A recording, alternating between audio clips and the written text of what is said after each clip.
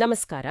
ಇವತ್ತು ನಾವು ಯೆಮೆನ್ನಲ್ಲಿ ಗಲ್ಲು ಶಿಕ್ಷೆ ಎದುರಿಸ್ತಿರುವ ಭಾರತೀಯ ನರ್ಸ್ ನಿಮಿಷಾ ಪ್ರಿಯಾ ಅವರ ಪ್ರಕರಣದ ಬಗ್ಗೆ ಸ್ವಲ್ಪ ಆಳವಾಗಿ ಮಾತಾಡೋಣ ಅಂದ್ಕೊಂಡಿದ್ವಿ. ಹೌದು, ಇದು ಬಹಳ ಗಂಭೀರವಾದ ವಿಷಯ. ಲಭ್ಯವಿರುವ ವರದಿಗಳ ಆಧಾರದ ಮೇಲೇನೇ ಈ ಚರ್ಚೆ. ಇದರ ಹಿಂದಿನ ಕಥೆ, ಅದರ ಸಂಕೀರ್ಣತೆಗಳನ್ನ ಅರ್ಥ ಮಾಡ್ಕೊಳ್ಳೋಣ. ಸರಿ. ಆತಂಕದ ವಿಷಯ ಅಂದ್ರೆ ಜುಲೈ 16ರಂದು ಶಿಕ್ಷೆ ಜಾರಿಯಾಗುವ ದಿನಾಂಕ ನಿಗದಿಯಾಗಿದೆ ಅಂತ ಸುದ್ದಿ. ಅಂದ್ರೆ ಸಮಯ ಬಹಳ ಕಡಿಮೆ ಇದೆ. ಹೌದು, ನಿಜಕ್ಕೂ ಇದು ಆತಂಕಕಾರಿ ಸ್ಥಿತಿ. ಕೊನೆಯ ಕ್ಷಣದ ಏನಾದ್ರೂ ಪವಾಡ ನಡೀತಾ ಅಂತ ಎಲ್ಲರೂ ಕಾಯ್ತಿದ್ದಾರೆ. ಸರಿ, ಇದರ ಹಿನ್ನೆಲೆ ನೋಡೋಣ ಮೊದಲು. ಖಂಡಿತ. ನಿಮಿಷಾ ಪ್ರಿಯಾ ಯಾರು ಇವರು?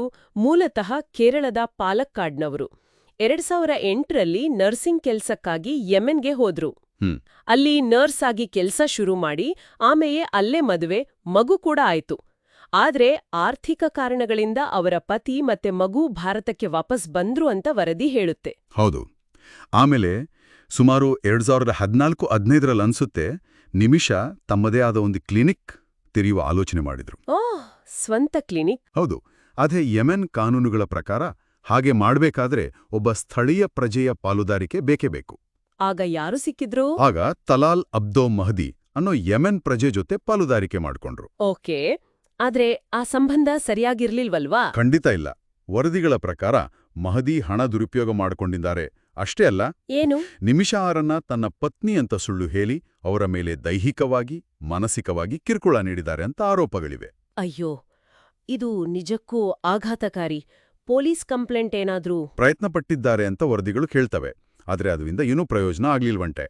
ಯೆಮೆನ್ನಂತಹ ದೇಶದಲ್ಲಿ, ಅದರಲ್ಲೂ ಮಹಿಳೆಯರೂ ವಲಸಿಗರು, ಸ್ಥಳೀಯ ಪ್ರಭಾವಿಗಳ ವಿರುದ್ಧ ನ್ಯಾಯ ಪಡೆಯೋದು ತುಂಬಾ ಕಷ್ಟ. ಹೌದು, ಪರಿಸ್ಥಿತಿ ಆಗಿದೆ ಅಲ್ಲಿ.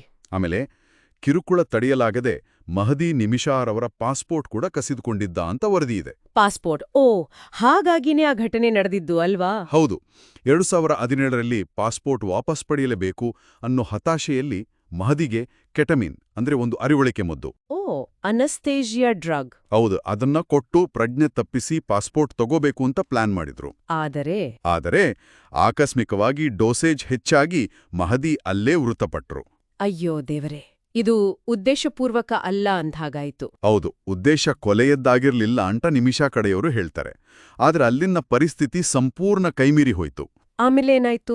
ವರದಿಗಳ ಪ್ರಕಾರ ಭಯದಿಂದ ನಿಮಿಷಾ ಇನ್ನೊಬ್ಬರ ಸಹಾಯದಿಂದ ಮಹದಿಯ ದೇಹವನ್ನು ತುಂಡರಿಸಿ ನೀರು ಟ್ಯಾಂಕ್ವೊಂದರಲ್ಲಿ ಹಾಕಿದ್ರು ಅಂತ ಆರೋಪ ಇದೆ. ಓಹ್, ಇದು ಪ್ರಕರಣವನ್ನೇ ಬೇರೆ ದಿಕ್ಕಿಗೆ ತಿರುಗಿಸಿರ್ಬೇಕು. ಖಂಡಿತವಾಗಿ. ಇದೊಂದು ಕ್ರೂರ ಪೂರ್ವನಿಯೋಜಿತ ಕೊಲೆ ಅನ್ನೋ ಹಾಗೆ ಬಿಂಬಿತವಾಯಿತು. ನಂತರ ಸೌದಿ ಗಡಿಯಲ್ಲಿ ಅವರನ್ನ ಬಂಧಿಸಲಾಯಿತು. ವಿಚಾರಣೆ ಹೇಗೆ ನಡೀತು? ಭಾಷೆ ಸಮಸ್ಯೆ ಆಗಿರ್ಬೇಕಲ್ಲ? ಅದೇ ದೊಡ್ಡ ಸಮಸ್ಯೆ ಆಗಿದ್ದು. ಅರೇಬಿಕ್ ಭಾಷೆ ಅವರಿಗೆ ಸರಿಯಾಗಿ ಬರ್ತಾ ಇರಲಿಲ್ಲ.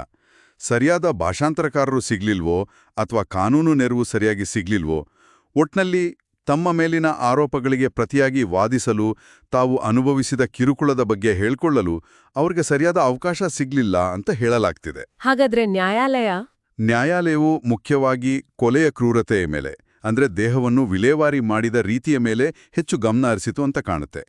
ಅದಕ್ಕೆ ಕಾರಣವಾದ ಹಿಂಸೆ, ಕಿರುಕುಳದ ಸಂದರ್ಭಗಳನ್ನ ಸಾಕಷ್ಟು ಪರಿಗಣಿಸಿಲ್ಲ ಅನ್ನೋ ವಾದ ಇದೆ. ಇದರ ಪರಿಣಾಮವೇ ಮರಣದಂಡನೆ ಶಿಕ್ಷೆ. ಹೌದು. 2018ರಲ್ಲೂ ಶಿಕ್ಷೆ ವಿಧಿಸಲಾಯಿತು. ಆಮೇಲೆ ಮೇಲ್ಮನವಿ ಸಲ್ಲಿಸಿದ್ರು, ಕ್ಷಮಾದಾನಕ್ಕೆ ಅರ್ಜಿ ಹಾಕಿದ್ರು. ಆದರೆ ಅವೆಲ್ಲವೂ 2023-24ರಲ್ಲಿ ತಿರಸ್ಕೃತಗೊಂಡಿದೆ. ಹಾಗಾದ್ರೆ ಈಗ ಜುಲೈ 16 ಹತ್ರ ಬರ್ತಾ ಇದೆ. ಉಳಿದಿರುವ ದಾರಿಯೇನು? ಈಗ ಒಂದೇ ಒಂದು ದಾರಿ ಉಳಿದಿದೆ ಅಂತ ಹೇಳ್ತಾರೆ. ಅದು ಶರಿಯಾ ಕಾನೂನಿನ ಅಡಿಯಲ್ಲಿ ಬರುವ ಬ್ಲಡ್ ಮನಿ ಅಥವಾ ದಿಯಾ.